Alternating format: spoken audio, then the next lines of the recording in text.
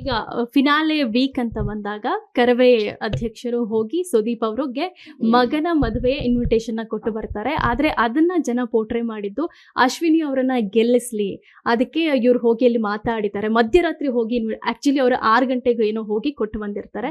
ಇವ್ರಿಗೆ ಹೇಗೆ ಬೇಕೋ ಹಾಗೆ ತಿರುಗಿಸ್ಕೊಂಡು ಮಾತಾಡಿರ್ತಾರೆ. ಇದೇ ಸಂದರ್ಭದಲ್ಲಿ ಜಾತಿ ಕೂಡ ತರ್ತಾರೆ.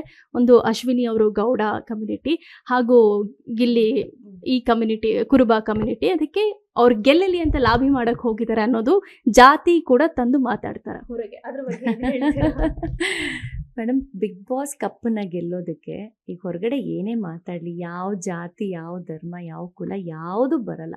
ಈಗ ನಾವು ಬಿಗ್ ಬಾಸ್ ಮನೆಯೊಳಗಡೆ ಹೋದ್ಮೇಲೆ ನಾವೆಲ್ಲ ಒಂದೇ ತಟ್ಟೆಲಿ ಹೆಂಗೆ ತಿಂತಿರ್ತೀವಿ ಅಂದರೆ, ಇವ್ರು ಬೆರಳು ಅವ್ರು ಚಿಪ್ತಿರ್ತಾರೆ, ಅವ್ರ ಬೆರಳು ಇವ್ರು ಚಿಪ್ತಾರೆ. ಯಾಕಂದರೆ ಅಷ್ಟು ಅನ್ಯೋನ್ಯತೆ ಬಂದ್ಬಿಟ್ಟು ಇಲ್ಲಿ ಯಾವ ಜಾತಿ ಯಾವ ಧರ್ಮ ಬರುತ್ತೆ ಅಲ್ವಾ? ಹಾಗೆ ಇಲ್ಲಿ ನೋಡೋ ಅಂಥವ್ರ ಪರ್ಸ್ಪೆಕ್ಟಿವ್ ಅಷ್ಟೇ. ಇಲ್ಲಿ ಏನೇನೋ ಹೇಳ್ಕೊತಾರೆ, ಅವ್ರಿಗೆ ಹೇಗೆ ಬೇಕೋ ಹಾಗೆ ಮಾತಾಡ್ತಾರೆ. ಬಟ್ ಬಿಗ್ ಬಾಸ್ ಒಳಗಡೆ ಅದೆಲ್ಲ ಯಾವುದೂ ಇಲ್ಲ. ನಾವೊಬ್ಬ ಕಂಟೆಸ್ಟೆಂಟ್ ಅಷ್ಟೇ. ಹೋಗೋವರೆಗೂ ಕೂಡ ಇವ್ರು ಸ್ಟ್ರಾಂಗ್, ಇವ್ರು ವೀಕ್ ಅನ್ನೋದಿರುತ್ತೆ ಮೈಂಡಲ್ಲಿ. ಬಿಟ್ಟರೆ ಇವ್ನು ಯಾವ ಜಾತಿ, ಇವ್ನು ಯಾವ ಧರ್ಮ, ಇವ್ನು ಯಾವ ಪಂಗಡ ನಾವು ಯಾರೂ ಕೇಳಲ್ಲ. ಒಂದೇ ಬೆಡ್ಡಲ್ಲಿ ಮಲ್ಕೋತೀವಿ, ಉರುಳಾಡ್ತೀವಿ, ಆಟ ಆಡ್ತೀವಿ, ಜಗಳ ಆಡ್ತೀವಿ, ಬೈಕೋತೀವಿ, ಅಪ್ಕೋತೀವಿ. ಇದು ಎಲ್ಲಿ ಜಾತಿ ಧರ್ಮ ಅಡ್ಡ ಬರುತ್ತೆ ಅಲ್ವಾ? ಹೀಗೆ ಕೆಲವರು ಇದನ್ನು ಯಾರನ್ನೋ ಗೆಲ್ಸೋ ಬರದಲ್ಲಿ ಅಥವಾ ಯಾರನ್ನೋ ಮೇಲಿಡೋ ಬರದಲ್ಲಿ ಇನ್ನೊಬ್ಬ ಹೆಣ್ಣು ಮಗಳನ್ನು ಅವರು ಸ್ವಲ್ಪ ಅರ್ಥ ಮಾಡ್ಕೋಬೇಕು.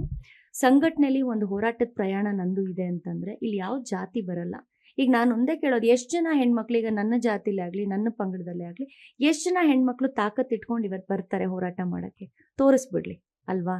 ನಾನು ಹೇಳಿ ಆ ರೀತಿ ನಾವೇ ಡಿವೈಡ್ ಮಾಡಬಾರ್ದು. ಇಲ್ಲಿ ಯಾವುದು ಜಾತಿ ಧರ್ಮ ಯಾವುದು ಅಡ್ಡ ಬರಲಿಲ್ಲ.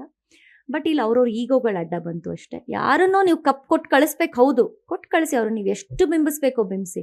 ಅದಕ್ಕೆ ಅಂತ ಹೇಳಿ ಇನ್ನೊಬ್ಬ ಕಾಂಪಿಟೇಟರ್ನ ನೀವು ತುಂಬ ಕೆಳಗಿಟ್ಟು ಒಂದು ತೇಜೋವಧಿ ಮಾಡಿದಿದೆಯಲ್ಲ, ಅದು ಸಹಿಸ್ಕೊಳಕ್ಕಾಗಲ್ಲ. It's a big damage.